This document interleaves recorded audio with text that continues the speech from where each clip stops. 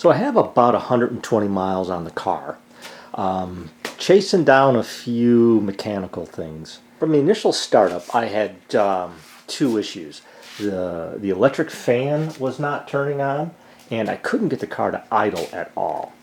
And got those two things solved. Basically, the fan connection, it was the computer turns the fan on and off based on the temperature sending unit, and it triggers the positive wire on the fan as opposed to the ground wire. I had it hooked up backwards, so all I had to do was switch the wires and the fan started working.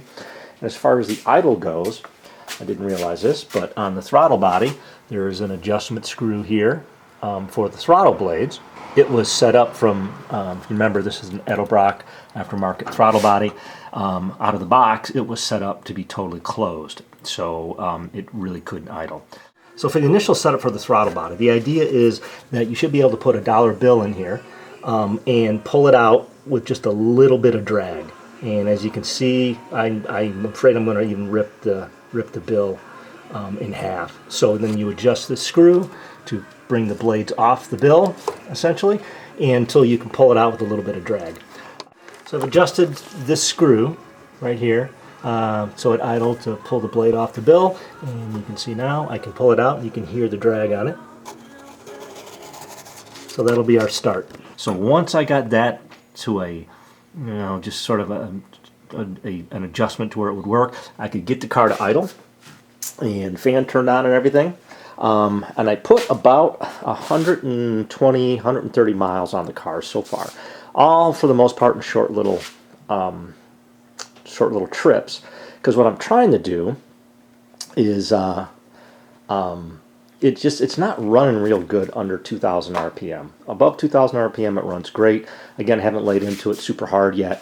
But it runs great above 2,000. It's kind of real stumbly below 2,000, and I believe that is a computer programming type thing. So I'm going to work with MSD on that, or I have been. I still haven't been able to try to get it fixed. But one of the more major things that has happened is I've developed an oil leak at the back of the engine, and the oil's dripping between the bell housing and the block, which tells me it's a rear main, which seemed very, very puzzling to me because I was pretty meticulous about how I put this thing together. And to get an oil leak like that, I was just really surprised. So started doing some research on it. I was showing it to a friend of mine and telling him about the oil leak and how disappointed I was. And he looked at my PCV system that I had, or maybe I say lack thereof, and he said, maybe you're building up crankcase pressure. So I thought, oh, that's possible. So I jumped out on the internet and started searching LS oil leaks, PCV system related. Tons of hits. And what I found was that, there's been people that have blown out the rear seals on these things because they don't have the proper crankcase ventilation, and I gotta guess it's because these motors are just so tight. I mean, there's just no venting whatsoever. What I did for the PCV system on this thing, or again, should I say lack thereof, is basically all I did was I ran from the passenger side valve cover a hose that goes to clean air. So between throttle body and the air filter. And I just kind of assumed that would be enough to vent this thing. The other outlet for the crankcase I have is on my driver's side valve cover, and I cap that off. So in general, on an LS2, LS3, you don't need a separate PCV valve. It's kind of built into the system, which I didn't know or understand either. The LS1s, somewhere along the lines they changed it, but the LS1s, some of them have a PCV valve that goes into the valve cover, just like a traditional small block Chevy or any other older motor. But what is on the LS2 and 3, which is what this is, this port back here in the valve cover, it's actually a kind of built-in PCV valve. If you put a hose on there and you blow on it and suck on it, you can feel the resistance just like you kind of would with a PCV valve. So if you have the valley plate that has the nipple down here, on the valley plate, you can just run how you should run the PCV system is you run a hose that loops around from manifold vacuum down to that port, and that would be your dirty side of your PCV system. And then the clean side, you'd run a hose just like this. So the air would basically suck in from here because of the vacuum in the manifold, and then go back into, from the crankcase into the manifold. But I don't have that.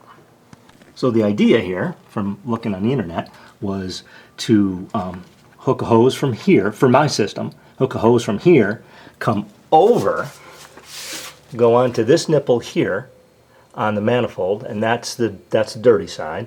So it's sucking out the crankcase fumes coming from there to here and going back into the manifold, and then leaving this one here.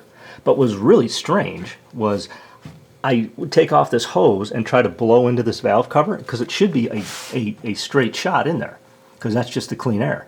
And you couldn't suck or blow anything. It was very strange. I asked lots of people on forums what was up, and nobody really answered me.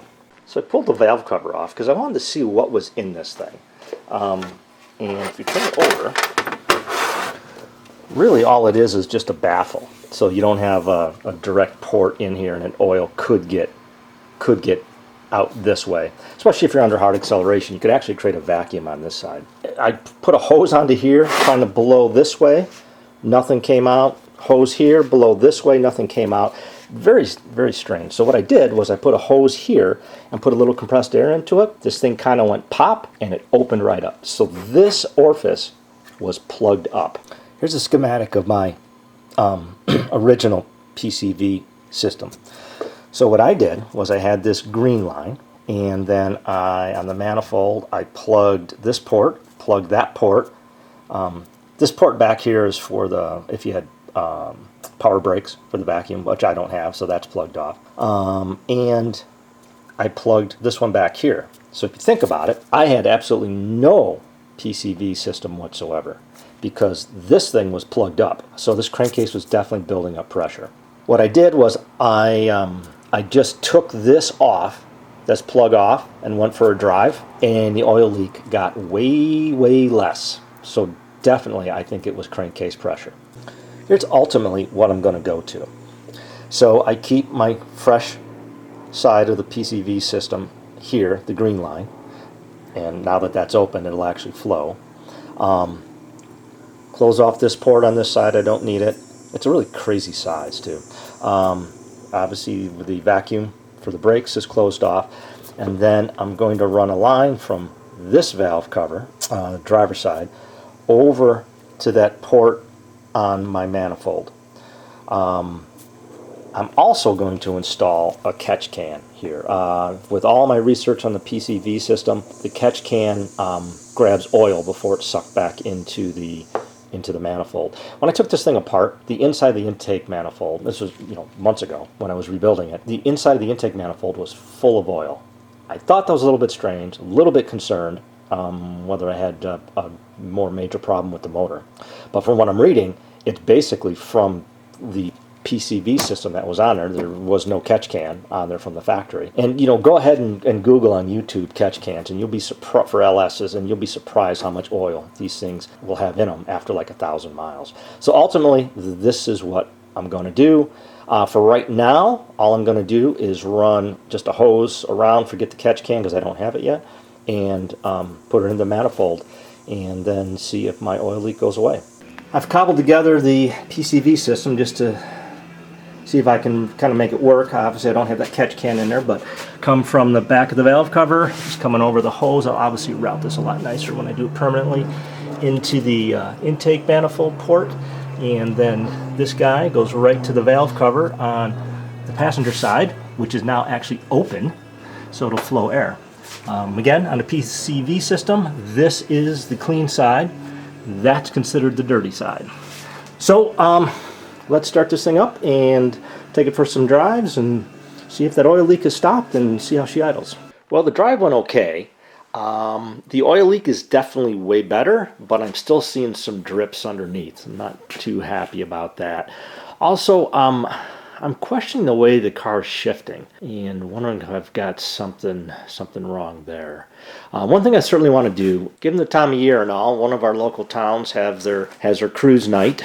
I think one of the last ones here coming up. I want to at least make one of those. I'm going to do that and then probably dig into this thing a little bit deeper.